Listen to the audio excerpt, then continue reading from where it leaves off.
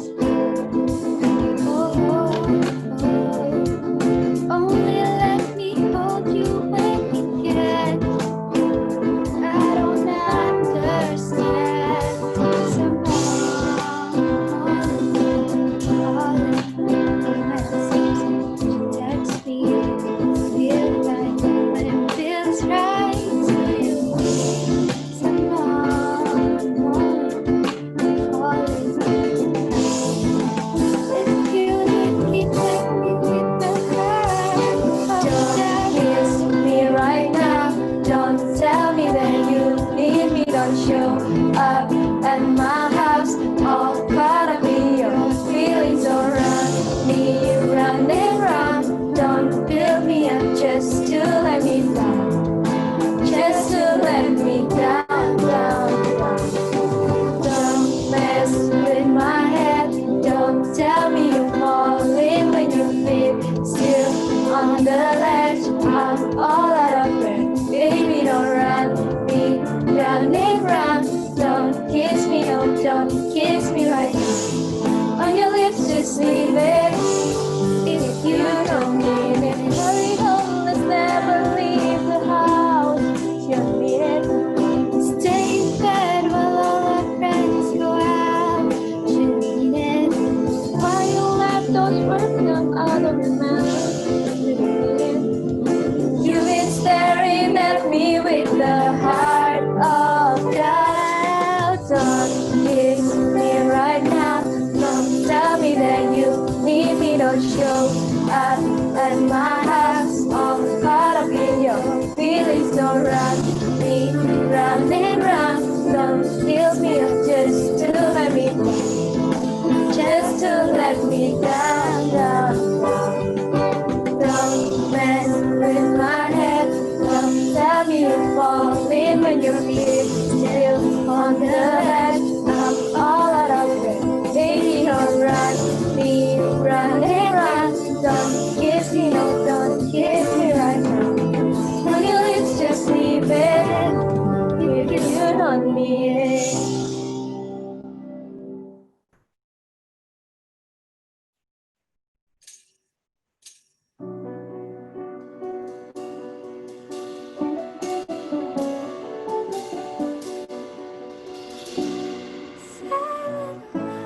Scarlet flame shattered me through your hallway.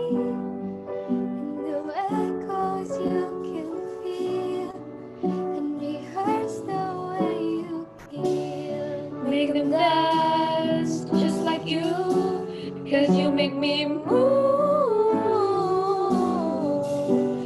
Yeah, you always make me go. I run away with your footsteps. I build a city that dreams for two. And if you lose yourself, I will find you. High on words we almost knew.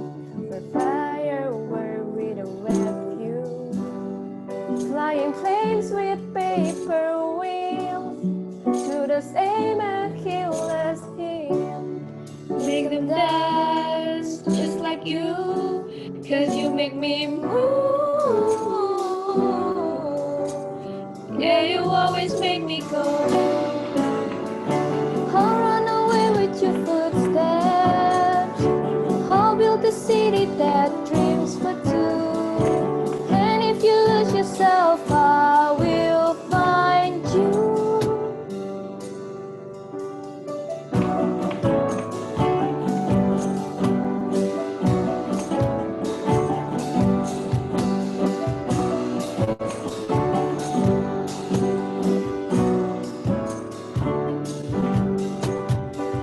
Open up your skies, turn up your night to the sweet of life. Turn up your night with your love and light. Turn up your night, I will find you.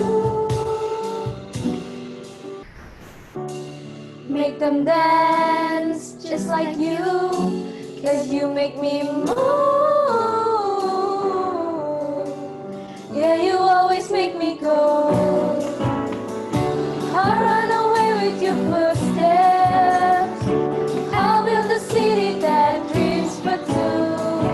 And if you lose yourself, I will find you.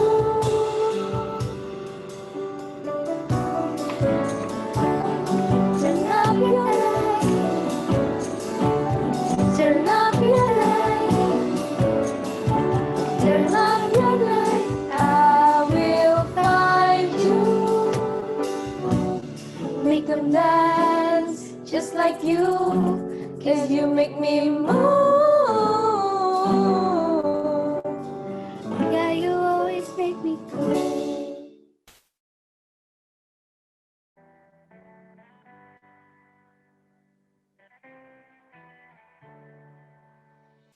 On my own, but I don't know why you hit the road, but you don't realize I won't look back when you're around. I won't think twice when you're gone. Don't hesitate to call me back, 'cause I won't be there. I won't look back when you're around. I won't think twice when you're gone. Don't hesitate to call me back, 'cause I won't be there. I won't look back.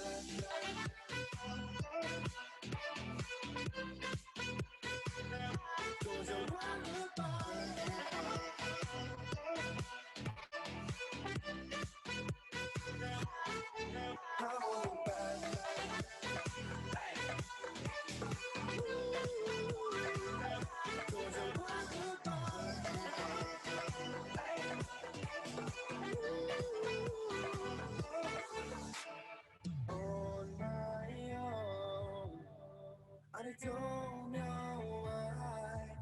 She told me it's not your fault, but you don't realize that I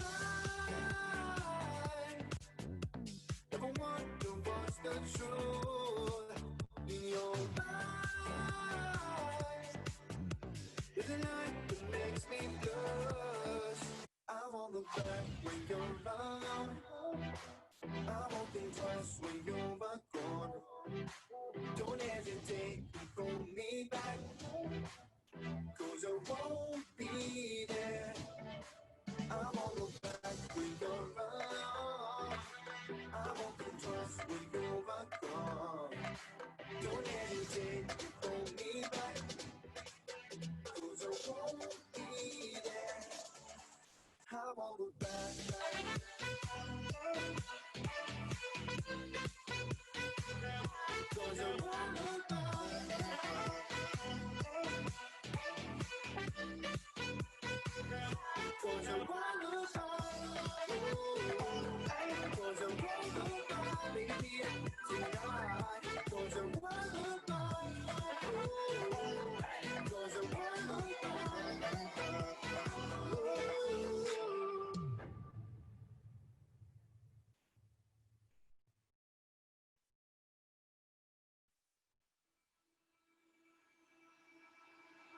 I can feel it somewhere inside, haunting like a drug I keep on wanting. There's a love that fits so perfect, it's hard to believe. There's a reason I can feel my heart stop beating, and the air gets tough just breathing.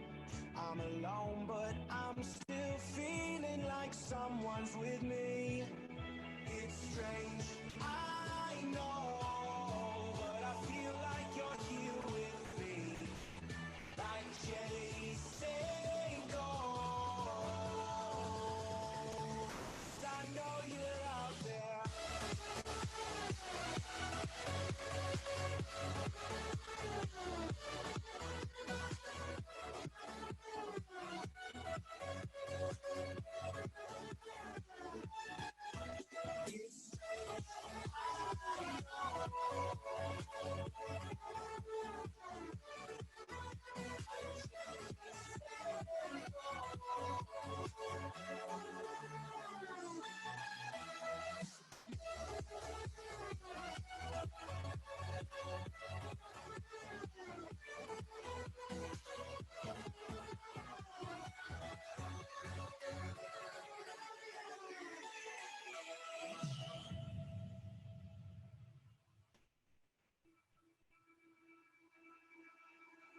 Time is unfair, 'cause I know you're out there somewhere, patient, waiting unaware, feeling like your grip might slip too soon, but I'm chasing speed and gunning.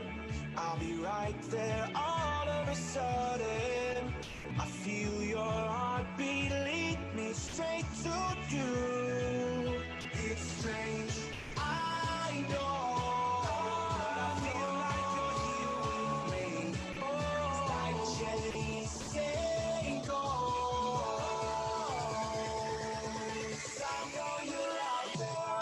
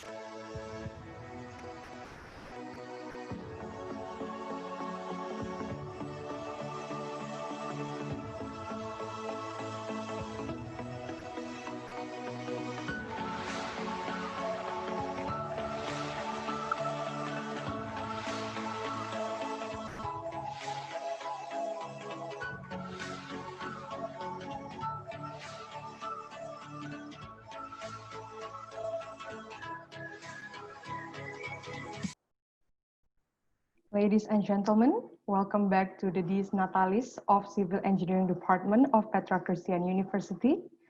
We will now begin the session for the international seminar. Again, I would like to request all of the participants to put their camera on during the event and implore you to mute your microphone when our guest speakers deliver the lecture. The seminar will be divided into two parts of lectures, and after each lecture, there will be a question and answer session with the guest speaker. Participants who wish to ask a question regarding the lecture can write it down in Zoom's comment column, and it will be answered during the question and answer session. Before we start the first lecture, I want to inform the participants to take a few minutes to fill a pre-test that is already provided by the committee.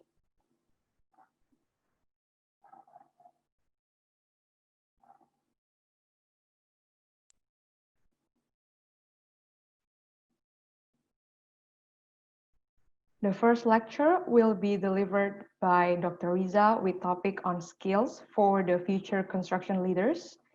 Dr. Riza is currently an associate professor and director of postgraduate research at University of New South Wales, Australia. He is an alumnus of Petra Christian University, receiving his bachelor degree of civil engineering in 2002 and master degree of engineering in construction management in 2004. Dr. Riza also received a master degree of engineering in construction engineering and management from Asian Institute of Technology Thailand in 2004. He finished his doctoral degree in construction management at University of New South Wales, Australia in 2012. Dr. Riza is also experienced in project management and sustainability program implementation with Lend-Lease and John Lang LaSalle.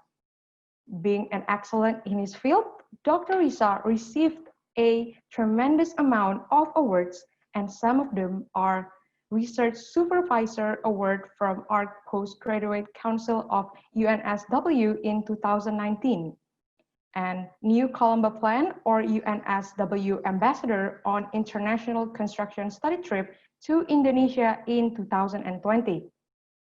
So, without further ado, please welcome our speaker, Dr. Riza. Good day, everyone. My name is Risayusia Sunindio. So today I will give a presentation on skills for future construction leaders. I will divide my presentation into three sections. The first one, just a quick overview concerning the significance of the construction industry. The second one will focus on the first group of skills, which is soft skills or human skills. And the last section will focus on technical skills or the use of technologies in the construction industry to improve performance. These pictures easily show the significance of the construction industry. If you consider the facilities, the utilities that we use on daily basis is the end result of the construction industry. Our homes, our places to work, the water that we drink, electricity, internet. When we go to hospitals, to schools, when we go shopping, when we watch sports, for example, then all those facilities and buildings are actually the end product of the construction industry. Previously, it has been researched that people spend on average 90% of their time staying indoors. So therefore, whatever we do on daily basis has direct and indirect interactions with buildings. This shows the significance of the construction industry. Here we can see the importance of the construction industry on global economy. So in terms of economic contributions, the value of the construction industry at the moment is about $9.5 trillion or 12.4% of the world's output. And this will increase to $17.5 trillion or 14.7% of the world's output in 2030. So it is a massive industry globally. Secondly, in terms of social impact, the industry employs more than 200 million people globally. So this is about 7 to 10% of global employment. Another important contribution is that the construction industry also supports other industries. The performance of other industries depends on the construction industry. For example, even the mining industry, the construction industry uses a lot of the products from the mining industry. Furniture manufacturers, so their performance also depends on the construction industry.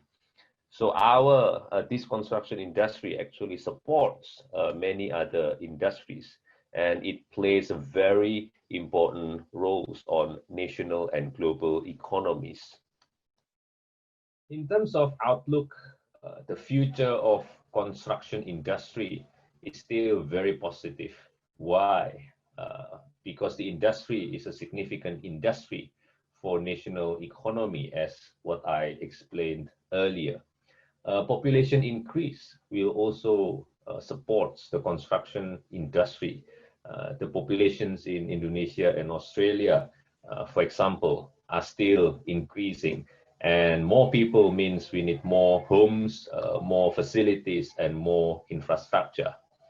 Infrastructure development, as we can see, Indonesia nowadays focuses on developing its infrastructure because, to be honest, the infrastructure at the moment is still inadequate to support economic development of the country.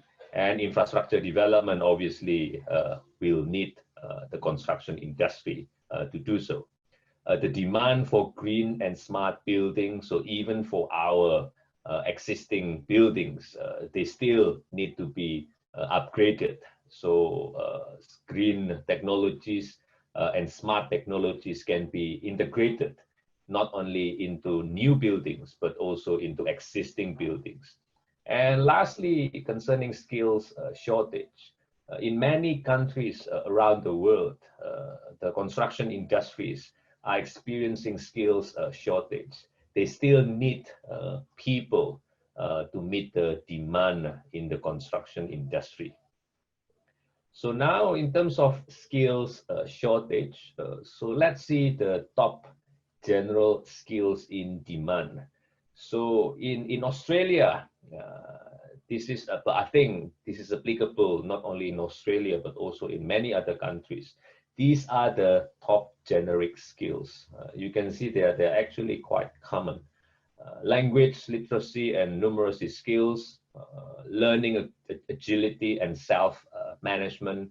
We need to be able to think critically, which is very important in the construction industry because there's so many factors that we need to consider, and changing one factor can have impacts on the other factors because all of them are interrelated. Problem solving, very important again, because there's so many people involved. They have different agenda, different expectations. So problem solving when there are conflict is very important. Communication skills, again, because there are many people involved. And lastly, technology. So you can see the majority of the skills needed are actually related to soft skills. Only the last one is about technology. So now we'll discuss these important skills. So I will focus first on soft skills, and then later we'll discuss more about technical skills or technology related skills. Some people like to focus on technical skills and the use of technologies to improve performance. But we need to remember that soft skills, people skills, and the ability to deal with people are foundational skills for success in organizations. This is especially important in the construction industry. As I said earlier, many people and stakeholders involved in the industry. So we need to know how to manage their expectations and performance. Research has shown as well that technical skills are important for those at the lower management levels, but it becomes less important for those in the top management levels. Soft skills or people skills, on the other hand, are important throughout all management levels. So now let's see just some key human skills which we need to have in the construction industry. The first human skill or soft skill that I would like to focus on is leadership. There are so many definitions of leadership out there, but I think we need to go back to the basic. The simplest definition of leadership is the ability to obtain followers. How can we convince other people to follow us? There are stages of leadership, and we need to grow in our leadership, and we need to climb, we need to go higher in these leadership stages. At the lowest stage, we have leadership by position. This is based on rights. People follow because they have to, and this may cause high turnover and low morale. So an example, if you are a manager, you have the right, in a sense, to become the leader. So therefore, your subordinates or your employees, in a sense, they have no choice, but they have to follow you. This is leadership by position, and this is at the lowest level. If we progress further, we have leadership by permission. So this is based on relationships. People follow because they want to. People follow beyond stated authority, and this allows work to be fun. So the followers, in a sense, give you permission to be their leader. Maybe they know you, they feel that you are a good person, so therefore they are willing to follow you based on their relationship with you. A higher level is leadership by production based on results. People follow because of what has been done for the company. This level is result oriented. So if you are a senior manager and you have proven yourself as an effective and successful manager, people will see this. As a result, people will follow you because of your results. The next level is leadership by people development. This is based on reproduction. People follow because of what has been done for them. Long-term growth because of leader development process. So in this stage, the leader has done something for the followers in terms of their personal development, in terms of their career development.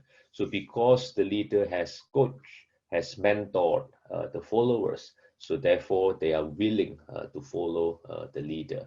So this is based on reproduction or leadership by people development. The highest one is personhood based on respect. People follow because of the leader himself or herself and what he or she represents. So this is based on the person of the leader, the character of the leader, the entire person of the leader. So this is the highest level of leadership. So maybe we start from the bottom level, but slowly we need to be able to grow ourselves and we can reach the higher level of leadership. This is the secret to be effective leaders. If you want to be effective leaders, you need to understand your sources of power. So there are 6 sources of power. The first one, legitimate power. This is based on authority and position. A manager, for example, has a legitimate power. This type of power, however, can be unpredictable and unstable. So if you lose the title or position, your legitimate power can instantly disappear because people were influenced by the position you held rather than by you. Also, the scope of your power is limited to situations that others believe you have the right to control. If you are a finance manager, for example, and you ask people to work in certain ways on construction sites, they won't listen to you because that's not within your jurisdiction. The second source of power is coercive power, the ability to punish and control.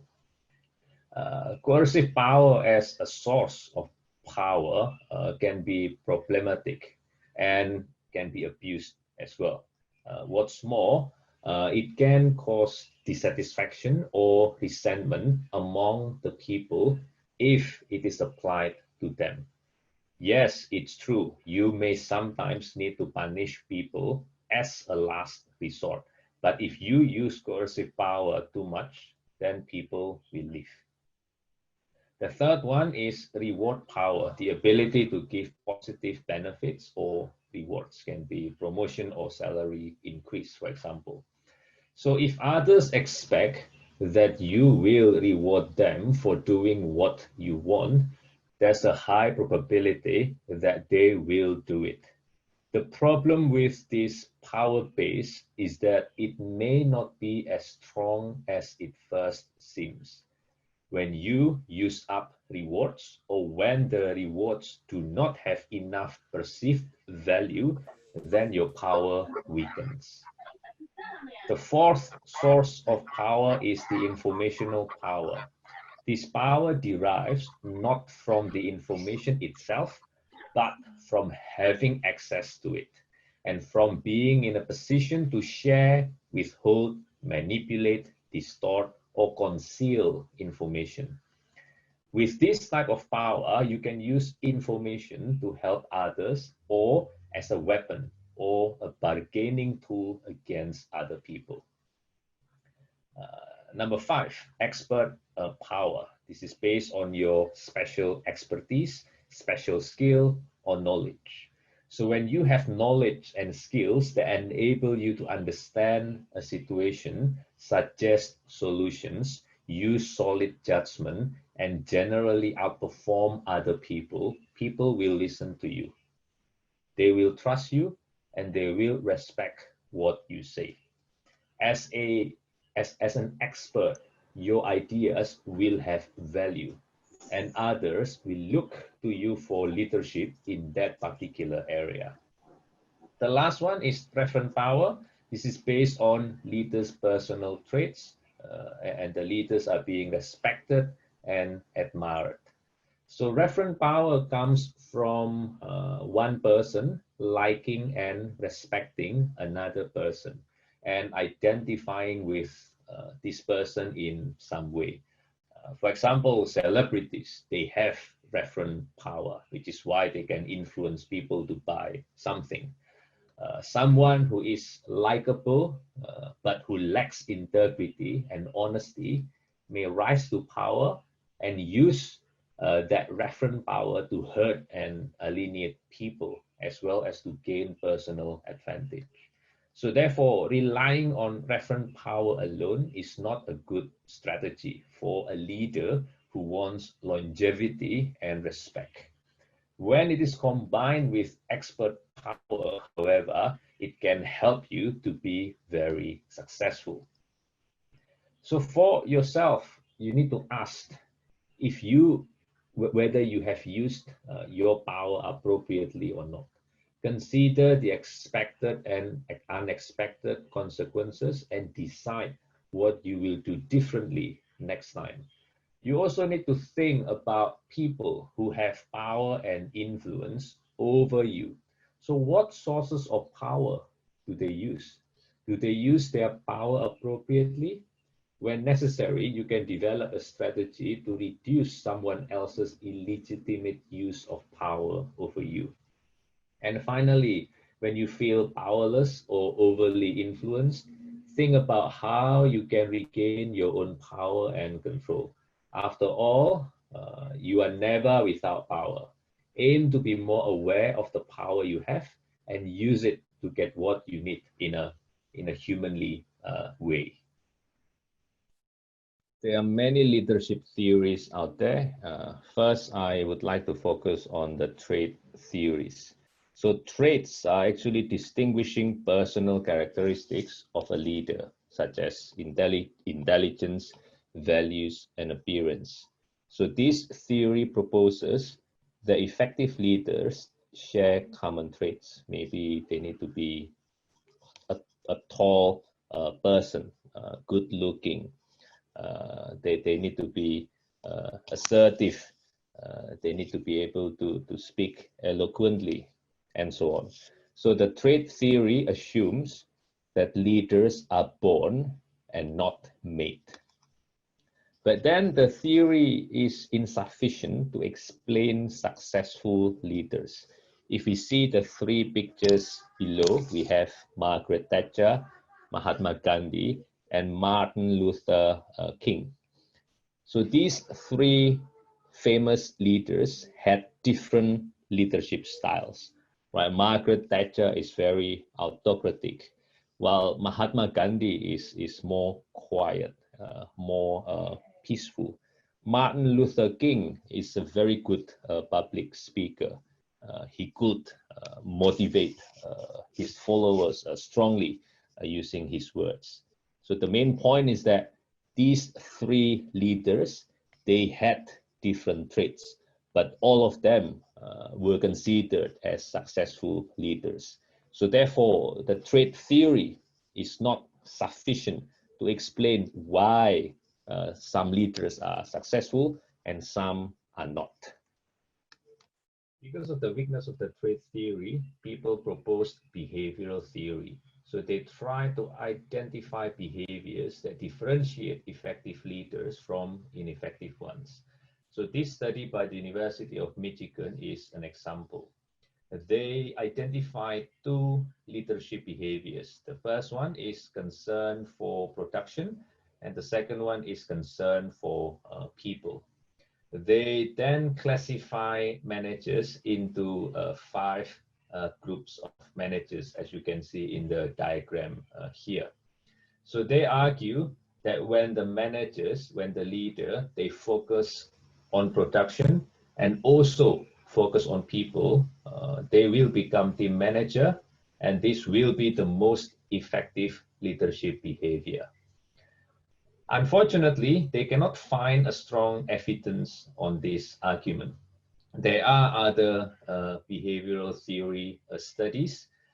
They try to propose specific behaviors, but then they cannot find strong proof either.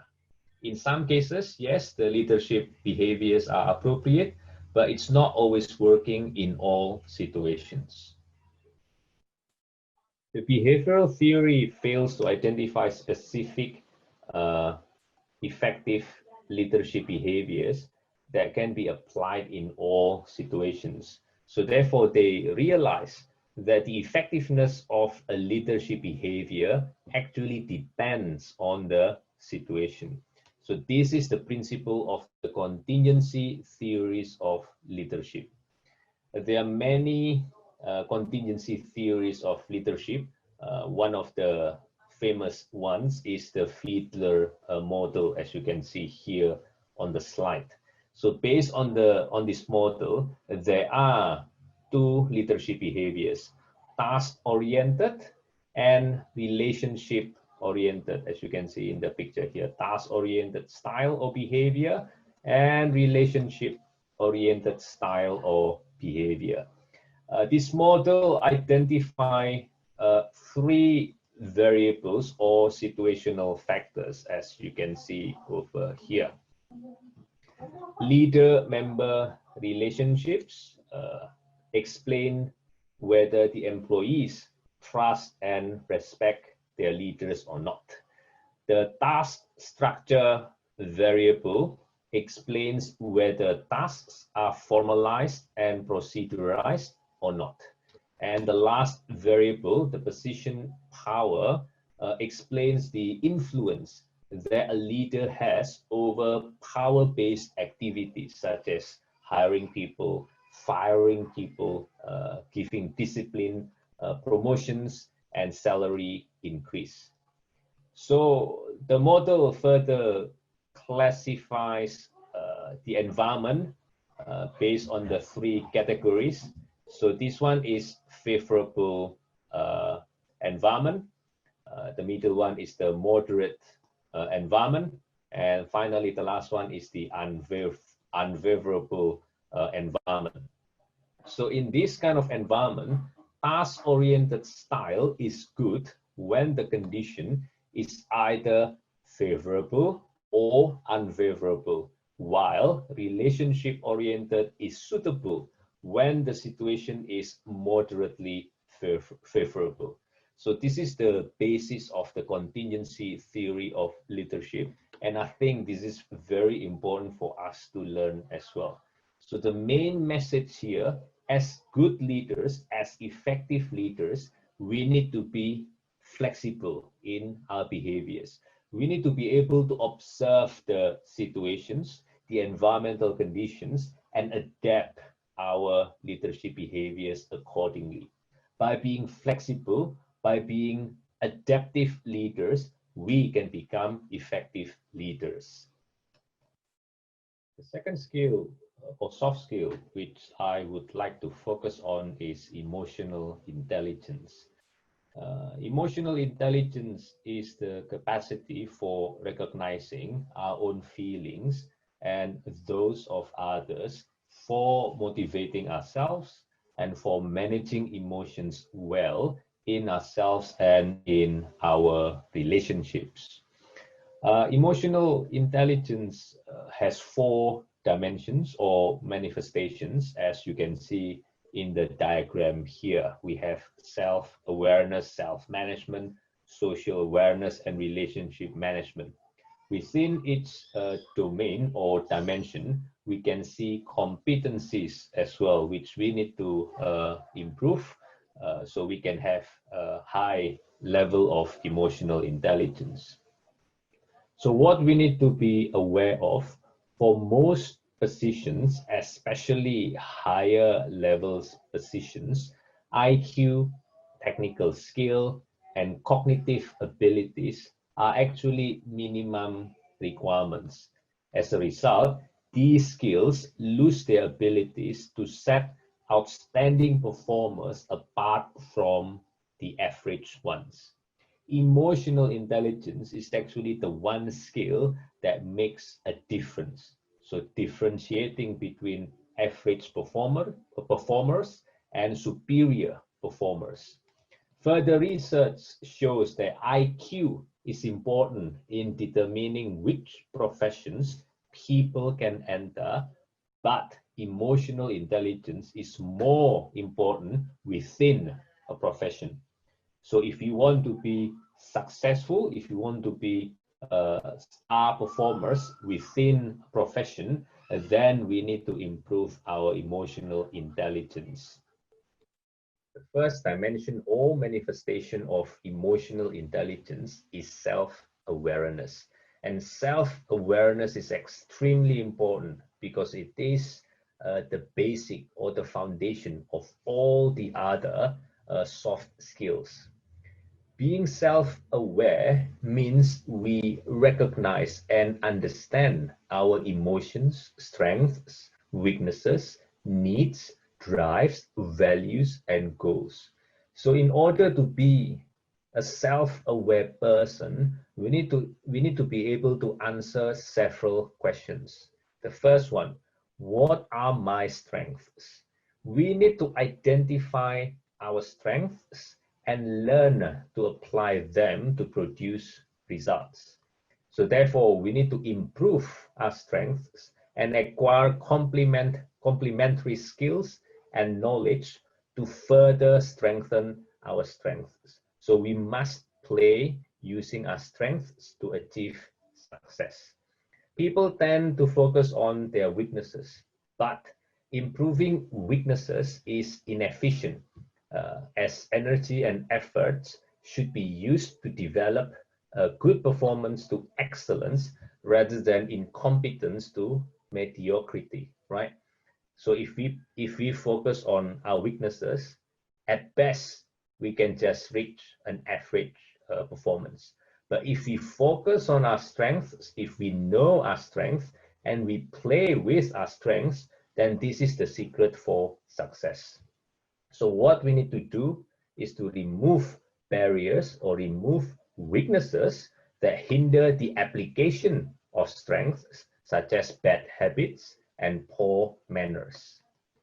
The second question, how do I perform? Individuals' ways of performing can be altered, but cannot be changed completely, as they are determined by their personalities.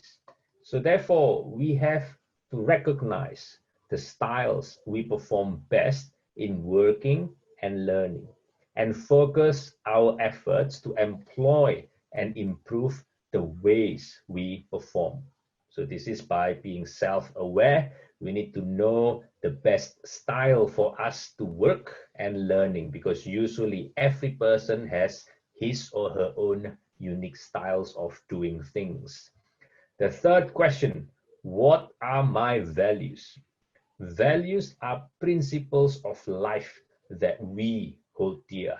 It is important that these values are compatible with the organization's values.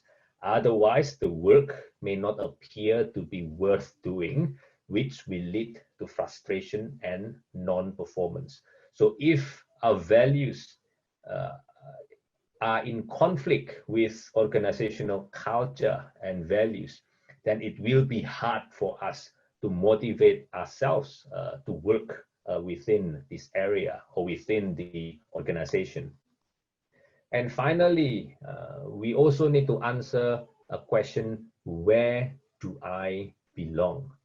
The three questions previously should help us determine where we belong, or at least where we do not belong.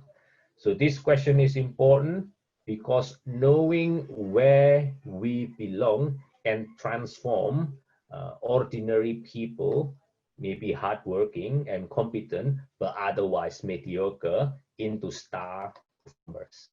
So therefore, self-awareness is extremely important. This is the foundation of all soft skills.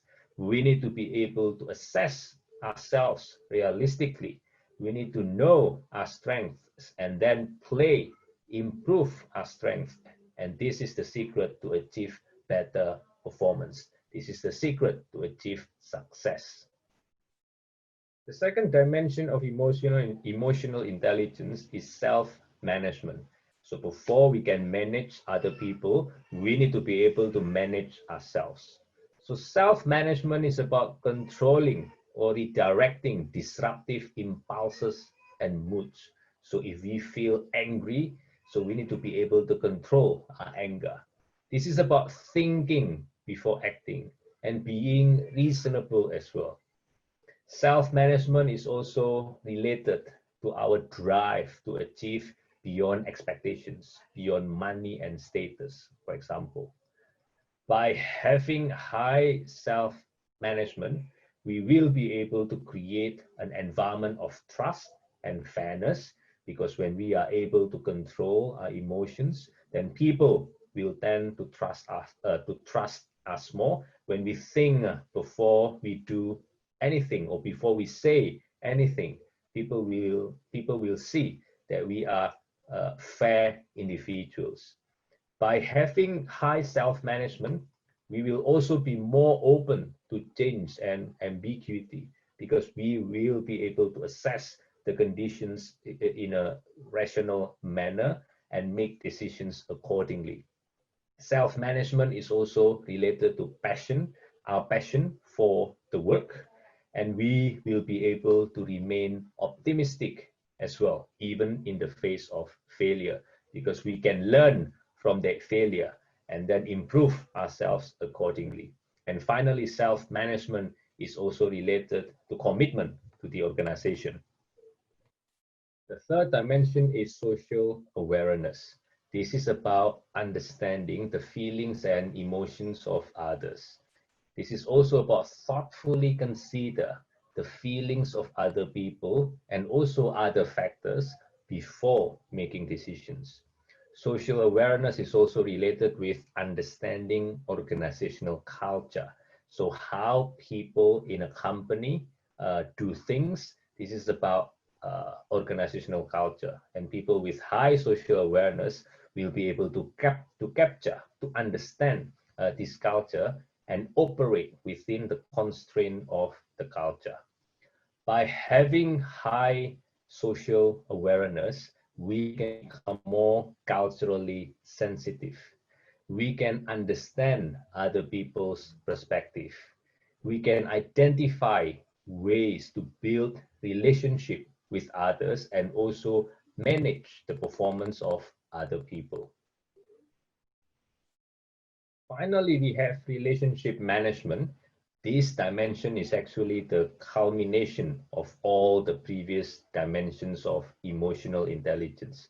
So we need to develop the previous dimensions for this purpose, for managing relationships, for building networks, for organizational and personal success.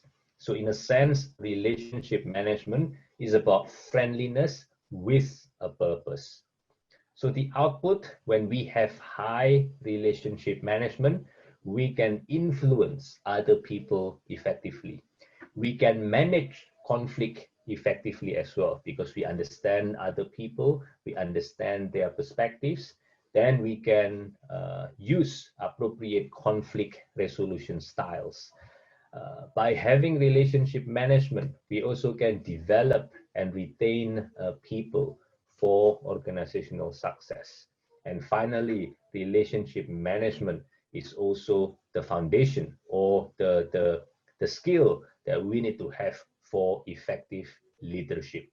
So this is the importance of emotional intelligence. We learn about the 4 dimensions of emotional intelligence and how they can be used for personal success and also for organizational success.